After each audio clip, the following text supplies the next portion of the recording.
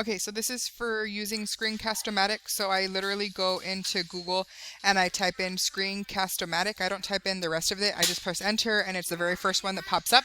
This screen will pop up. I launch the free recorder and then it'll ask me if I want to launch it. I click like yes or something. Something comes up, so I click yes. And then this box appears. Okay, and you can make it as big or small as you want. So I made it so that it covers the whole screen. But you can, so it'll look something like this. Okay, and you can make that screen as big or as small as you want. This appears, you just click record. So the little button to record is there, and it'll give you a countdown, 3, 2, 1, and then it'll start recording. And you can open up tabs.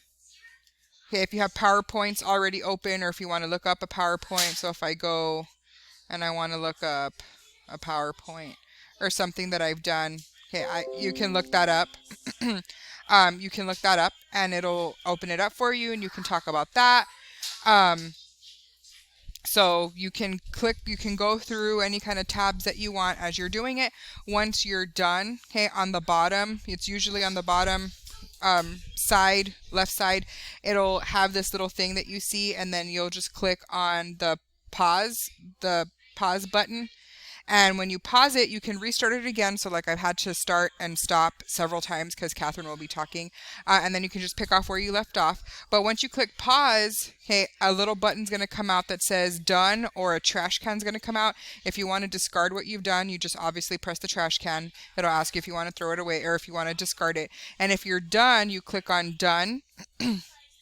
And then it will ask you like if you want to save the file, if you want to upload it to YouTube. I usually just upload it to YouTube. You can change the name of the video.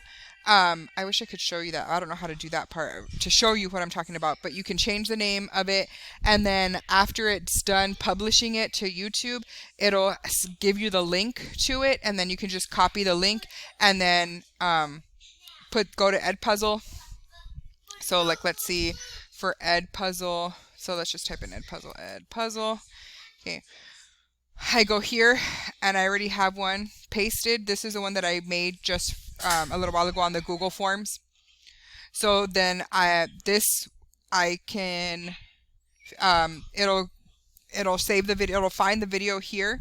You can add questions to it if you want, so you can let the video play and then you can add the questions as the kids are going, as the video is playing. Like if you're asking to problem solve or whatever, you can just stop the video, ask the question, the kids have to answer it. When you're done, you click finish, and then you can assign it to the different classes that you want. So if you click assign, you click on the different classes that you want to assign it to. You can assign the due date.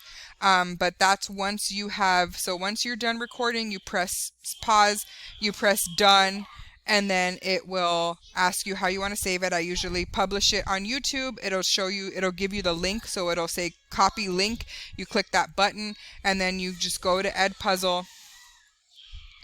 And in the search content, you just paste that link. Click search, it'll find the video for you. Again, you can add the questions. If you don't want to add questions, you just click finish. It'll automatically save it to your content, and then you can assign that video to your kids. Hopefully this helps.